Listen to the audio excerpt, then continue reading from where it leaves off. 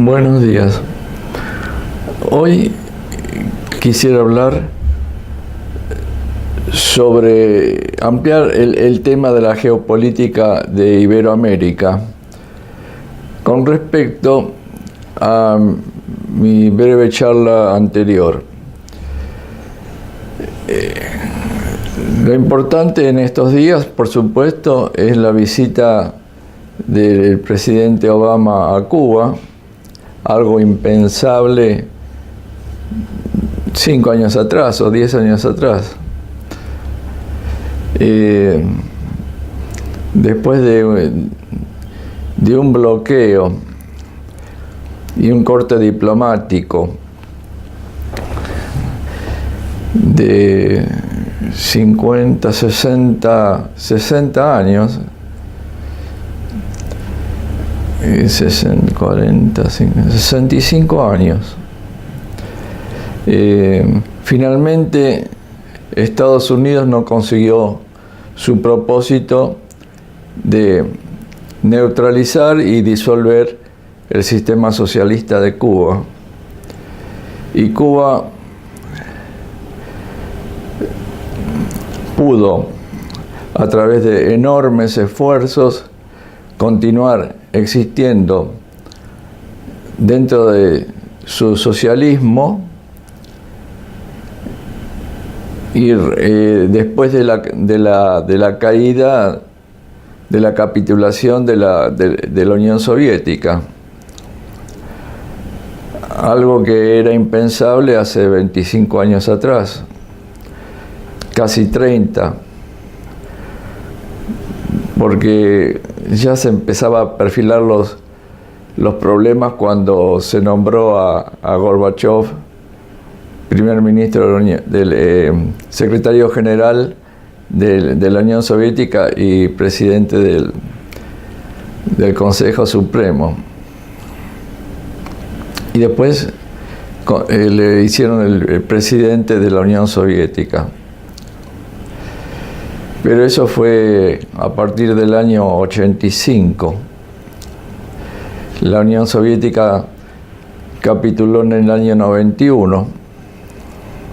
Así que hasta el 91, esta fecha, pudo subsistir con grandes esfuerzos y grandes penurias para la población el bloqueo y la desvinculación comercial y haberse quedado absolutamente sola y sin un apoyo económico.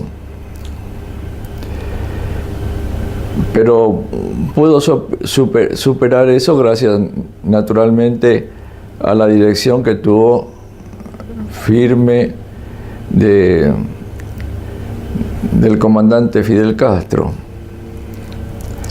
Y bueno, lo demás ya es sabido, se han producido cambios en los últimos años a partir de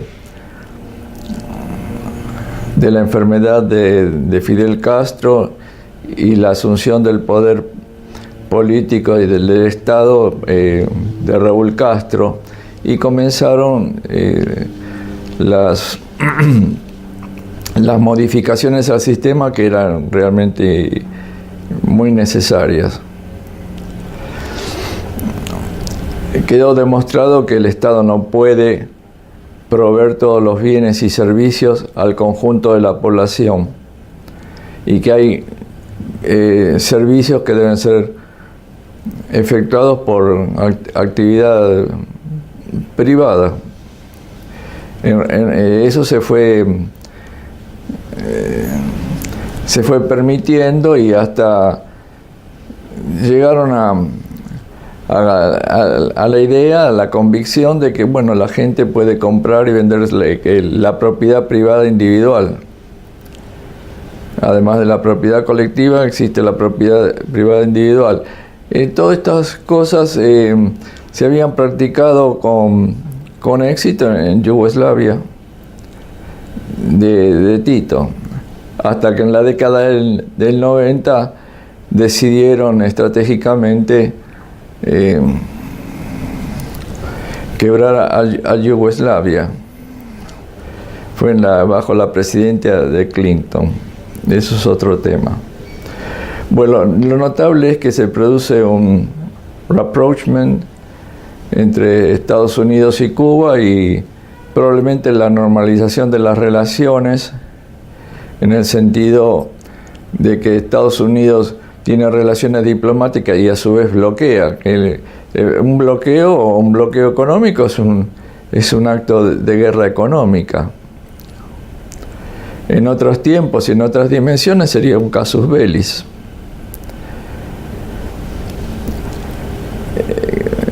¿Por qué llegó Estados Unidos a estas conclusiones? Porque había quedado aislado y demostró lo inútil que era continuar con este bloqueo, porque el socialismo en Cuba no desapareció.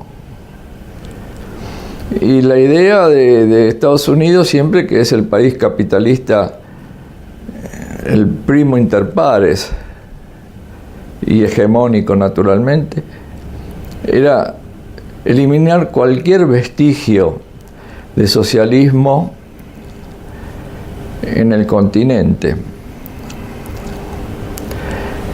Dicho sea esto, hoy, en el día de la fecha, también está el presidente Obama en la Argentina para, en cierta forma, dar un apoyo a la persona que ellos ayudaron a llegar al poder, juntamente, obviamente, con los medios de difusión de la Argentina y, por supuesto, por unas elecciones que fueron democráticas y donde el poder anterior perdió las elecciones por sus propios errores.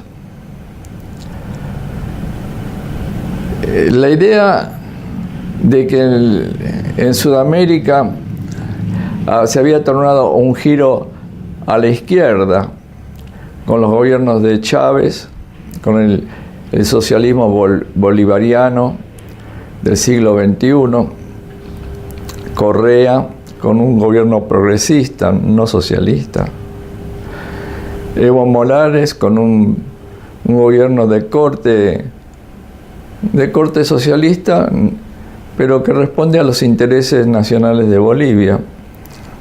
Y la Argentina, sin lugar a dudas, no es un gobierno socialista ni de izquierda, es un gobierno de corte peronista, que es un movimiento que ya tiene 7 décadas de existencia,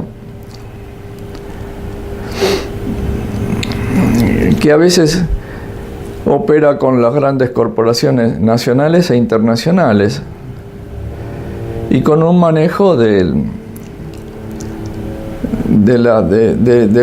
los sindicatos, que siempre lo apoyaron y estuvieron dominados y controlados en el tiempo de Perón, y ya después tomaron autonomía. Quisiera hacer una acotación con respecto a los sindicatos acá en la Argentina. Es que los sindicatos, los más fuertes, caso del transporte, de los bancarios, también de los maestros, tienen grandes poderes de negociación y consiguen muchísimos beneficios que no consiguen el resto de los trabajadores en sindicatos mucho más débiles. Y ese poder económico fuerte también les da un poder político y de veto fuerte. Haciendo algunas consideraciones adicionales a la idea de los temas geopolíticos en el continente, básicamente conflictos interestatales no hay.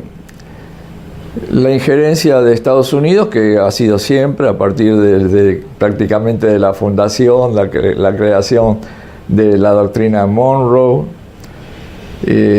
las intervenciones directas en Centroamérica, en algunas partes también y las intervenciones indirectas prácticamente en todos los países del área, especialmente en la segunda mitad del siglo XX, que fue en el tiempo de la existencia de la Unión Soviética. Lo hicieron a través de los gobiernos militares, y la relación directa que tenían con los militares sudamericanos, que son de corte, los militares generalmente son de corte conservador por su misma formación. Y en el caso de los países latinoamericanos, no en todos, pero siempre representaban a través de las formaciones militares, de los cuerpos oficiales, representaban en cierta forma a las élites dominantes, la ruling class de este continente, que eran y son minorías, cada país con sus propias características. El caso de los últimos 20 años, el caso de los gobiernos progresistas, sí, efectivamente progresistas, el caso del presidente Lula y Dilma Rousseff, que representan el Partido de los Trabajadores, y el caso de Bolivia también, que es un caso especial. Bueno, surgieron como pudieron llegar al poder a través de elecciones, porque en la década del 90, con las políticas neoliberales, con la intervención del fondo, con el Fondo Internacional, con todos los instrumentos internacionales que Estados Unidos domina, produjeron resultados tan nefastos, catastróficos para el conjunto de la población. No así, por supuesto, para las minorías que siguieron acumulando, la acumulación clásica del capitalismo. Y esos desbordes de las derechas y ruling classes dominantes en el continente, que siempre estuvieron aliadas con los intereses de Estados Unidos y, en el caso del Cono Sur, por lo menos de la Argentina y Uruguay, con los intereses también europeos. Bien, en los últimos años se ha producido lo que se podía predecir en cierta forma, que si se los tildó de socialistas, se los podría haber tildado mejor de progresistas, de centro izquierda, porque fueron países que no cambiaron las estructuras de poder económico. Eso está demostrado con toda claridad en Brasil, en la Argentina.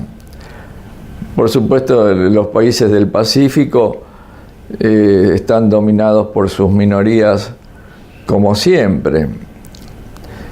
Chile, Perú, Ecuador es un caso aparte, Colombia naturalmente, y Venezuela es un caso distinto. No están dominados por la minoría, que perdieron el poder político, no económico, y que están tratando de desestabilizar al gobierno de Maduro. Pero en estos países, y no es ninguna novedad, que la corrupción es generalizada. Y la corrupción generalizada se da en todos los niveles, pero los más notables siempre son los niveles políticos. Pero la corrupción generalizada es la connivencia entre los funcionarios políticos, entre los políticos, los funcionarios políticos que pasan a actuar como administradores de las empresas estatales, porque en las empresas transnacionales no tienen injerencia. Entonces los beneficios personales, porque hay que pensar que estas personas generalmente son oportunistas. Socialistas sería Pepe Mujica, pero ¿cuántos Pepe Mujicas hay? Muy pocos, hay uno. Y bueno, y él mismo ha dicho, hizo lo que pudo, pero no puede cambiar ni las estructuras. Y también me llamó la atención que él es muy consciente de la cultura de la pobreza. Y yo agregaría que dentro de la cultura de la pobreza está la cultura de la subordinación. Y en ciertos casos también se da las conductas del servilismo, el servilismo voluntario hacia los poderosos. Y eso se da en todos los niveles, depende de las características culturales del país en cuestión. Y bueno, así están las cosas. En este momento hay una retoma del poder en la Argentina, sin necesidad de un golpe jurídico, como se lo quiera llamar, que son las nuevas formas de tomar el poder, como el caso de Honduras, como el caso de Paraguay. Se intentó en Bolivia y se consiguió de que no pudieran modificar la Constitución para permitir a Evo Morales que continúe otro mandato adicional. Y ya no se necesita, y sería improductivo o contraproductivo, como se dice hoy en día, la injerencia directa de las Fuerzas Armadas. Además, por otra parte, han demostrado lo nefasto que han sido en todos los órdenes y en todos los países. Y así están las cosas, oscilando de centro a derecha y vuelta, pero se van produciendo ciertos cambios que han producido mejoras. Naturalmente que en la última década, no en los últimos años, pero sino a partir del año 2000, con el resurgimiento de China, los países, tanto Brasil, Argentina como otros países, pudieron vender todos los productos, los commodities, a China, y les permitió tener fondos como para efectuar una distribución y una mejora social, que eso es gracias a que estaban en el poder gobiernos de progresistas, vamos a llamarlos así. Y tanto en el caso de Brasil como en la Argentina, que progresista entre comillas, pero produjo ciertos beneficios en las clases más desposeídas y desarreglos contundentes en las empresas que nacionalizó, que si bien estaban bien nacionalizadas, los países tienen que tener el poder de nacionalizar y administrar, pero las administraciones de las empresas públicas tienen que ser efectuadas no por partidarios políticos, sino por profesionales en la administración y en economía. Y bueno, y ya sabemos lo que son las conductas en un sistema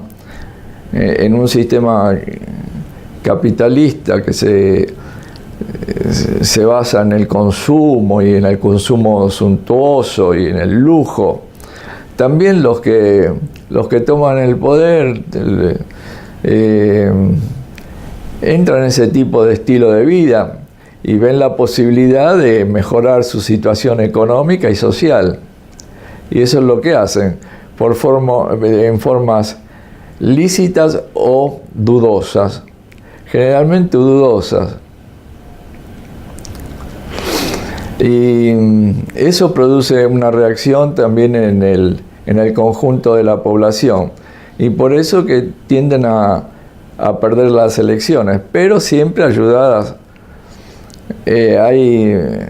ayudadas por la derecha y por los medios de comunicación que están en manos de las minorías dominantes y que siguen el discurso, y la gente tiende a basarse en esas ideas supuestamente moralizadoras que después la gran parte de la población, no todos, la gran parte de la población lo pagan,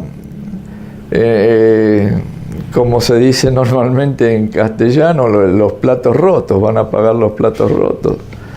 Y bueno, y la historia se vuelve a repetir. Y esas son las situaciones en la actualidad.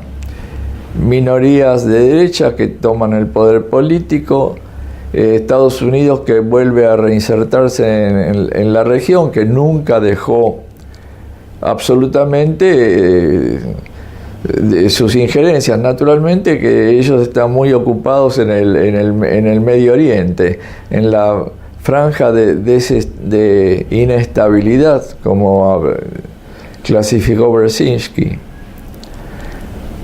Y ahora están ocupados también con el tema de China y el pacto del Trans-Pacific Partnership y el Transatlantic Partnership, que son dos tratados que se gestionaron en el secreto y que les dan a las transnacionales oportunidades de poder enjuiciar a los estados cuando se ven perjudicadas en sus intereses. Es un paso más para el control total, casi que tienen un control indirecto muy muy fuerte, prácticamente en todo Occidente, en el Pacífico, en el área de Asia, menos en China y menos en Rusia, que son los dos países que se dirigen las ofensivas diplomáticas, económicas, mediáticas, para tratar de neutralizarlos. Y en esto consiste la lucha geopolítica global. En el ámbito iberoamericano y centroamericano, las luchas políticas son internas y de carácter social. Y por hoy voy a dar por terminadas estas breves reflexiones. Gracias.